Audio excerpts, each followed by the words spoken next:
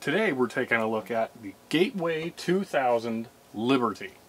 This was a powerful little laptop from the early 90s, sporting a 486 DX100, a 500 megabyte hard drive, 8 megabytes of onboard memory that was expandable up to 24. On mine, however, I've gone ahead and swapped out the original 500 megabyte hard drive for a 2 gigabyte SD card on an IDE adapter. When you bought this computer new, it came with a bunch of important stuff. Those aren't my words, they're Gateway's. One thing I don't have is the wireless serial adapter. Now, it came with an IR adapter that used this port on the back, and you could connect it to your desktop to send information. And as cool as that is, I don't think I'm going to be able to track one down, unfortunately. We also get 2 certificates of authenticity from Microsoft, prompting us to call 1-800-RU-LEGIT. We have some technical notes for updating your hardware. We have the user's guide, which comes in a very unusual landscape pattern.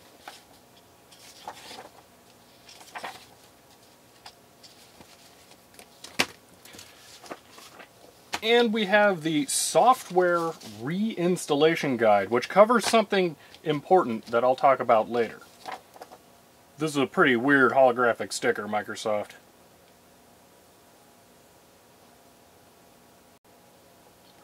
On to the topic of today's video, we're going to be adding memory to this computer. Mine currently has 16 megabytes in it, but the maximum available configuration was 24. But I'd understand why the person who bought this computer originally did not get that, because it cost a whopping $5,000. That was a ton of money when this computer came out. On the topic of the configurations, this manual talks about a circumstance that cannot happen, stating that if you don't have more than 4 megabytes of memory, you can't run some programs. But it has 8 megabytes on board, so that can't happen. It also states that you can have a 4 megabyte stick or a 16 megabyte stick in the computer, but I have an 8 megabyte stick, so another contradiction. Nevertheless, we're going to be upgrading the memory today to the maximum so I can run whatever I feel like on this computer. Now, while its hardware specs certainly are impressive, it has one more trick up its sleeve. It is tiny. For a computer from 1994 packing that much power, it is small. To help put that in perspective, let's take a look at it compared to a modern small computer, a 13-inch MacBook. They're nearly the same size, it's just widescreen. To help put that in perspective in terms of that era of computer, let's compare it to a 286 Toshiba. This thing weighs in at 13 pounds. This is just 3. Whoa! Unfortunately, it shares another trait with that MacBook. It does not have a built-in disk drive. If you want that feature, you have to take an external drive and connect it to the parallel port on the back. One more problem with this setup: the parallel port floppy drive is not truly. It simply uses the parallel port as an I/O with a lot of pins, which means you can't connect it to the back of another parallel port device, such as a CD drive. As soon as I got this computer, I started to look it up, but I found there weren't a lot of real results for it. There's not many pictures, there's an eBay auction with no bids, and the most useful thing I found, this 2-page advertisement from an old magazine. I eventually realized this computer was very uncommon and I wasn't going to find anything about it. Especially I wasn't going to be able to find a new 16 megabyte RAM DIMM to put in it. Coming to that realization, I just started looking up 16 meg RAM DIMMs. Scrolling through, I never found anything that looked quite like what I needed, so I was thinking I would have no options available. Even though I couldn't find any information, and definitely not RAM available for this computer, I had one more idea. The RAM module this computer came with is only partially populated. So I got the idea in my head. If I could find more chips, I could put them on the other side. Once I had that idea in my head, I went back and started looking at the RAM modules in a different light, taking note of which ones had what kinds of chips on them. Eventually, I came upon this one. But when I found it, it did not have an image. I had to contact the seller and request them to take a picture of it. After they put up this picture, I was able to read the part numbers off of the chips and figure out what pinout they were. I determined they were actually compatible and ordered one. And here we are, 2 different RAM modules, but with the same pinout. Now, before I start swapping chips here, there is one test I want to do. Since the manual says you can install a 4 megabyte module, it stands to reason that if 2 of these chips were not on here, it would work. That would add to the theory that I can add these chips on and still have this work. This should be fairly easy to test. On here we have several 0 ohm resistors that are merely bridging over contacts, and we see the same thing on the other side. So the first test I want to do is to take off this 0 ohm resistor, which should disable these 2 RAM chips, making this effectively a 4 megabyte RAM module. We can then boot the computer and have it check the memory. Now before we go and make any changes, I want to have it run its memory test without the RAM module, then with the RAM module. Then I will remove that resistor and run this again to verify that just changing that will make it register it with more RAM. So let's run this.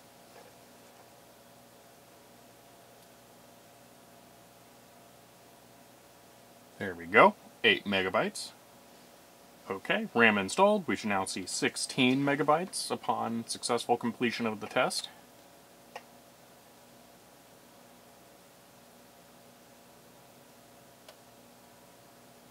And there we have it. Now let's pop off that jumper resistor. Okay, now let's go ahead and pull off this resistor right here. Well, it is in name only because it's not exactly resisting much, being 0 ohms. Again, my suspicion is here that this is just a jumper to configure how many chips are on this.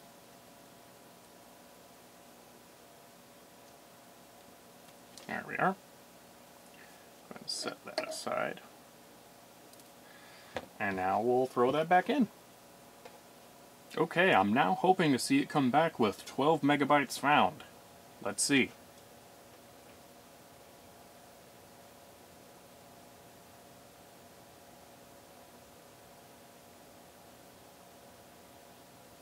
Well, it found all 16 megs still. Okay. What's the point of the jumper resistor then? Okay, so trying to figure out what that 0 ohm resistor does, I have no idea. I took my multimeter, went ahead and probed around on there. One side of these is always hooked up to VSS, so ground, but the other side, no, that's capacitor, one side is always hooked up to, yeah, there we go, VSS. But I can't find anywhere on the whole thing where the other side is connected. None of the chips register. So, we'll just ignore that for now, I guess. We won't really have much other choice. So I'll go ahead and put that one back on, and then we'll take a look at moving the other chips on there, because I guess I'm not going to be able to make this one work as a 4 meg without absolutely removing those, and I don't really want to do that if I don't have to. Okay, we're just about ready to actually do the RAM swap now. Let me really quick go ahead and put that 0603 jumper resistor back on there. Okay, now let's take a crack at this. The best way of doing this would be to take a heat gun and heat up the pads on all the chips, and then just use your tweezers and lift them out.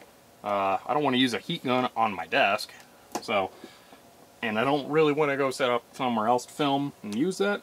I'm just going to try and lift this off like this. Most likely not going to have a lot of success here. Wow, that does not want solder on it.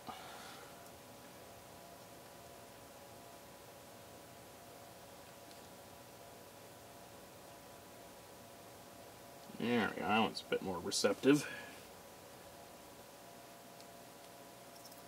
Making good progress here.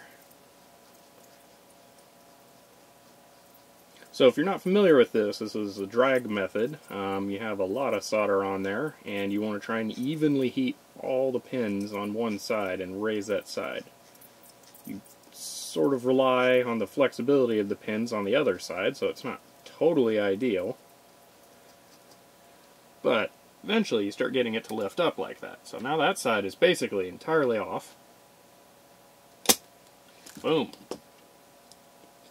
There's our chip. So, awesome. Now let's find out about the size. That's perfect. Yeah. Look at that.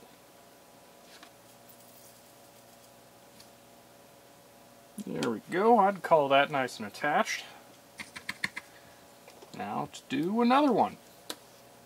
Now, I couldn't initially decide if I wanted to try and use it like this as a 12 megabyte module, but that's not very likely to be common, so I'm just going to go ahead and do the other two next.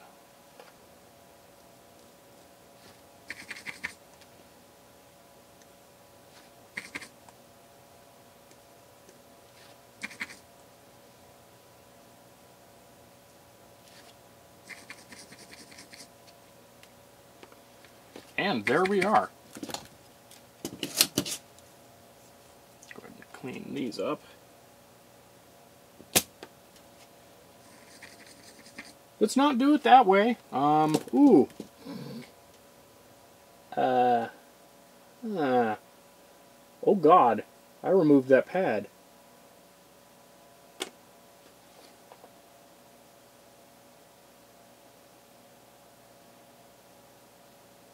That's not good. Well, I can't find my copper tape to cut a new pad for that, so here's a stupid idea I'm going to try. I'm going to try and cut out a piece of ground plane from this circuit board and see if I can get that in place over there.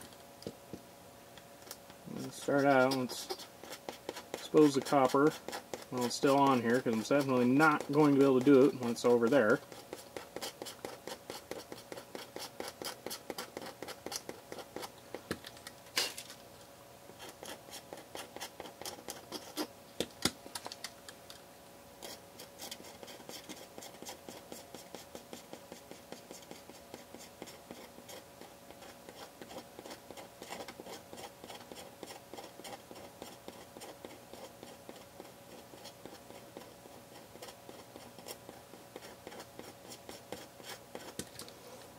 Okay, that's pretty good size. So, let's see.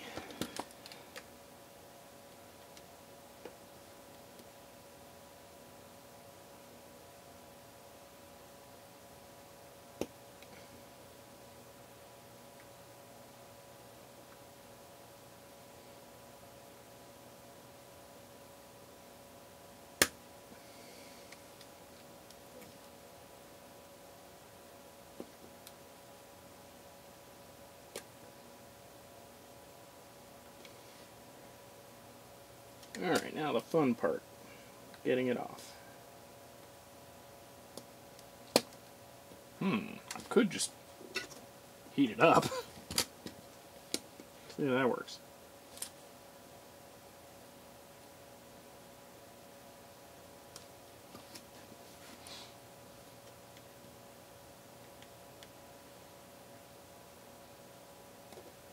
And there we go.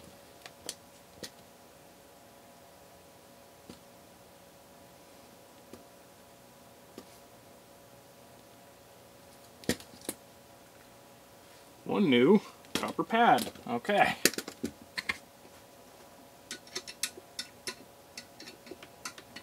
Let's see how that fits. It's a hair wide, I'd say. Yeah, it's just a touch too wide. See if I can shorten it here.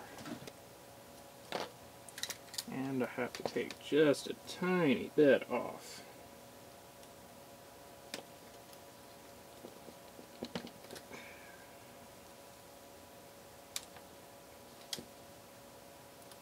Alright, there we go, that's looking pretty good. Yeah, I like that.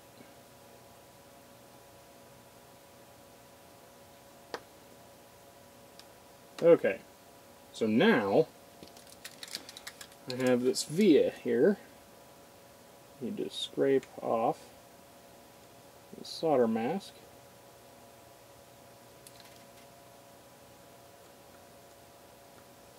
But not the angular ring, because it is a 4-layer board and I can't get to it. Camera stopped recording because I only do it for 10 minutes at a time. I have a wire connected to the angular ring just behind the pad because it's a 4-layer board and it goes through. I have no idea where it exits. If I destroy that angular ring, there's really no way I can trace it down. So I just have to hope that I can get this copper pad I stole from another PCB by cutting it out of the ground plane to stick.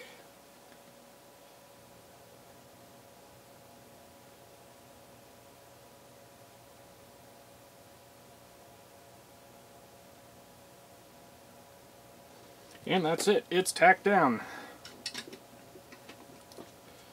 Okay. Whew. I'm still not happy about that, but hopefully it works. Yeah, different tactic for these ones.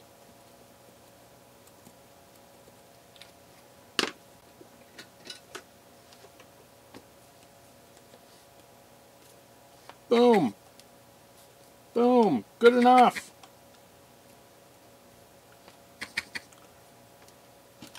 I've never really liked solder suckers. This is why.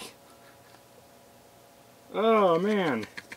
I need to cut that little tiny bit of the pad off still. Let's see if I can do that easily here.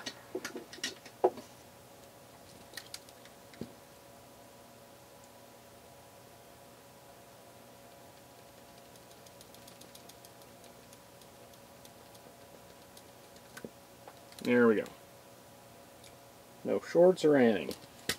Well, I'll let a multimeter be the judge of that.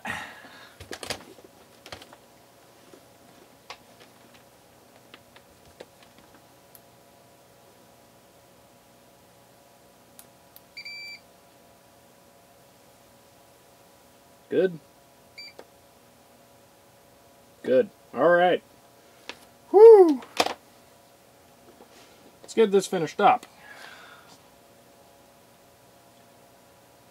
It was hard to get a good shot of it while I was doing the work because I needed to be able to move around it. But there is the new pad attached with that wire on there.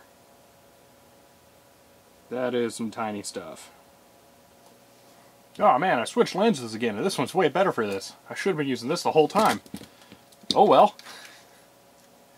So, we have all the chips on there. We have the pad repaired. Now we need to do the capacitors and the jumper resistors.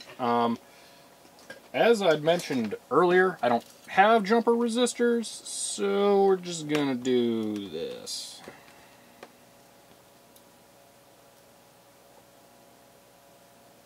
Boom.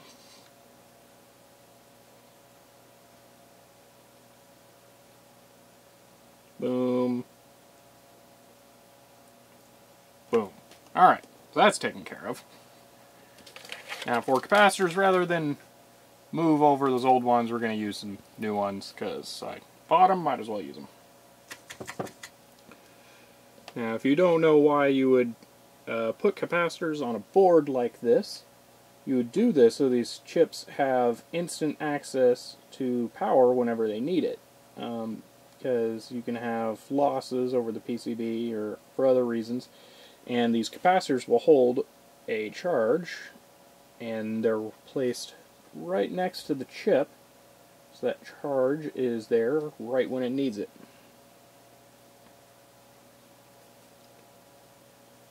"100 nanofarads is a pretty common value."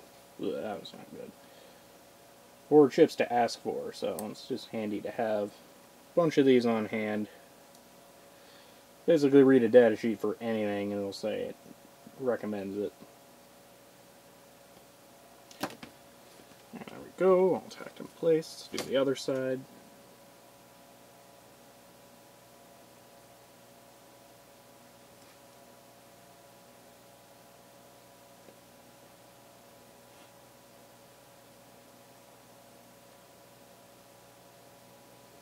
And there we are.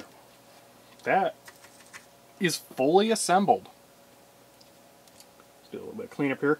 Now, it's the moment of truth. We're going to be putting this back in the laptop. And it gives us that hard drive warning. That'll be the smoke test. And then it will be the RAM check test. Because, I mean, I'm pretty sure these are going to work, but I'm not 100% sure. Let's find out. So, I decided to do a quick check before I plugged that in to see if there were any other things that I could have missed. And I noticed something. The original chips are a 3.3 volt device. The exact part number I got on the new ones, C2104, is a 5 volt device. The chances of that working are not good, since they have a separate 3.3 volt device. I can try it, but it's not necessarily going to be stable, even if it works.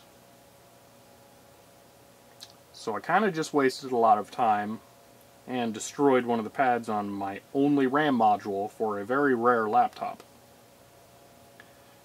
Well, since it's undervolting it, the chances of damaging something aren't very likely. So I guess let's try it out anyway. Alright, here's the install. Thankfully, the new pad is on the side that is a little easier to handle here.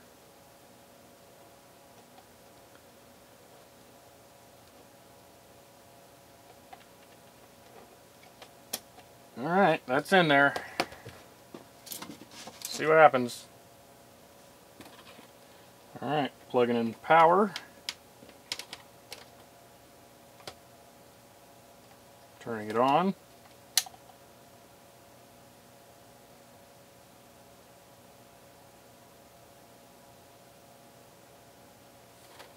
It's not happy. Pulling power. Great.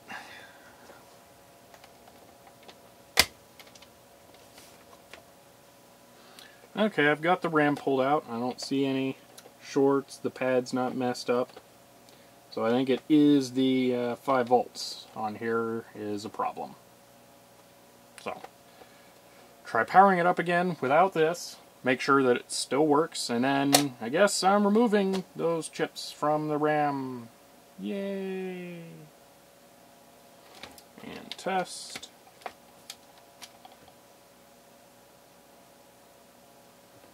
And there we go. So,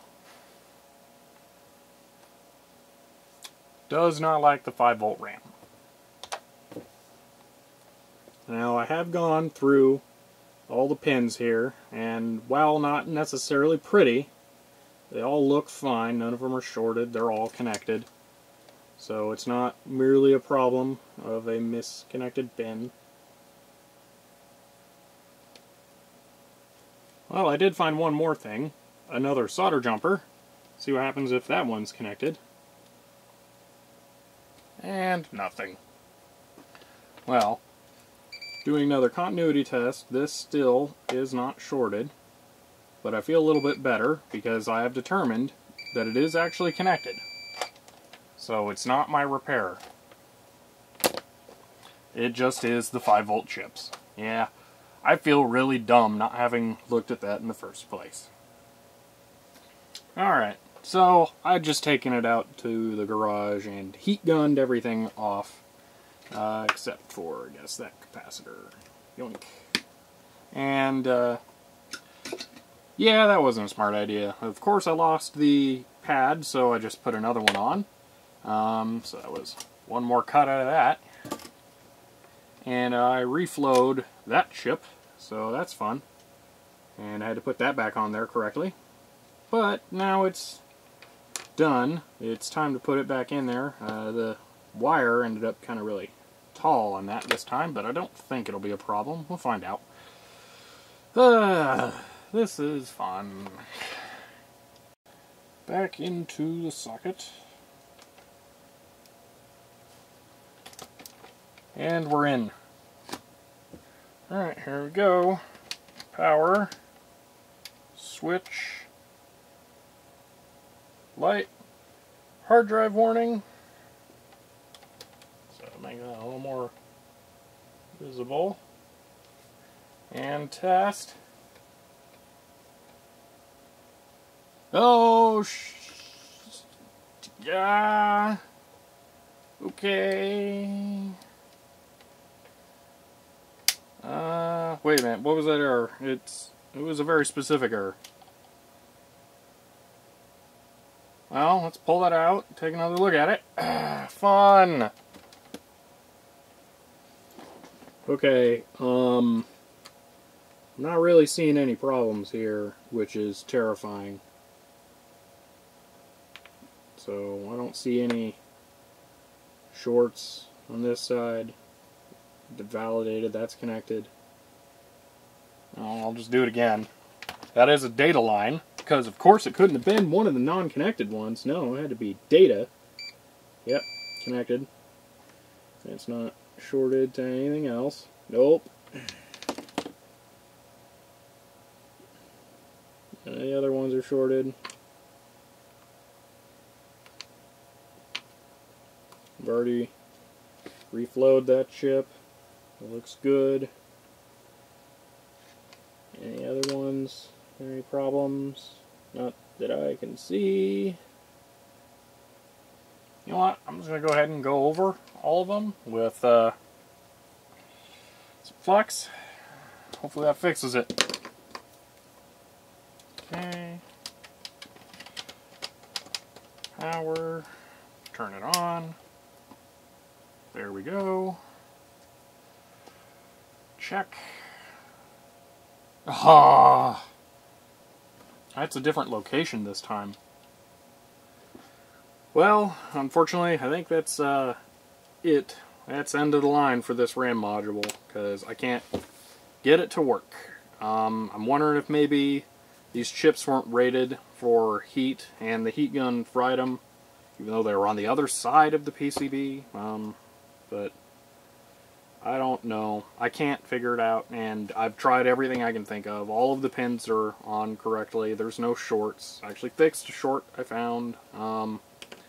This is very well connected. It's not shorted to any of the others. So yeah, I'm not sure. The data that these send back is always 101010. So I'm thinking that maybe somehow the addressing's not being done, or output enable's not being latched, but it's really tough to say. So I'm going to give up on that. I don't think I'm going to be able to resurrect it. Well, this hasn't gone exactly how I'd hoped, but hopefully you were able to learn something from this. I know I did. Don't nuke RAM, and read the voltages. But all is not lost. I went back to my search for 16 meg laptop RAM, and it turned out there were two options that looked like the RAM I have. There's this one, which is pretty strange looking, but even better was this one that seemed to be 2 of those, but in a layout that seemed more like mine. So I went ahead and purchased these, and we will see if this will indeed work in my computer. If it does, great. I've got the 24 megs of RAM I wanted in the first place, and I won't be down to 8. If not, then I don't know what I'm going to do, but I will have to figure it out. Alright, well, some time has gone by, and the new RAM is in. Oh yeah. So here it is compared to the old RAM. We can see we have an entirely different style of RAM chip. I was trying to avoid that kind the first time around, but whatever, if it works then I don't care. The pads are a little differently shaped, but overall it matches the outline of this RAM, so I think it's going to work. I really hope so, because I feel terrible that I trashed this one. Still don't know why that one's not working. But, yeah, let's try throwing this in there and seeing if it works. Alright, opening the RAM bay for what is hopefully the last time.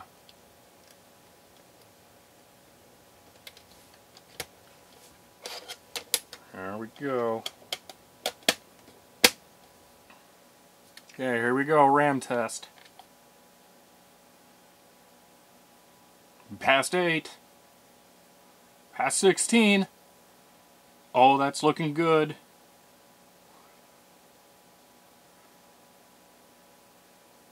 Yes! It worked! Oh man, that's relieving. Ooh, yeah. Alright. And if we go into my computer, we can see 24 megs of RAM. Excellent. And that awesome 8046 right there. Okay, we have successfully upgraded the Gateway 2000 Liberty to 24 megabytes of RAM. Now, that is a ton for this era.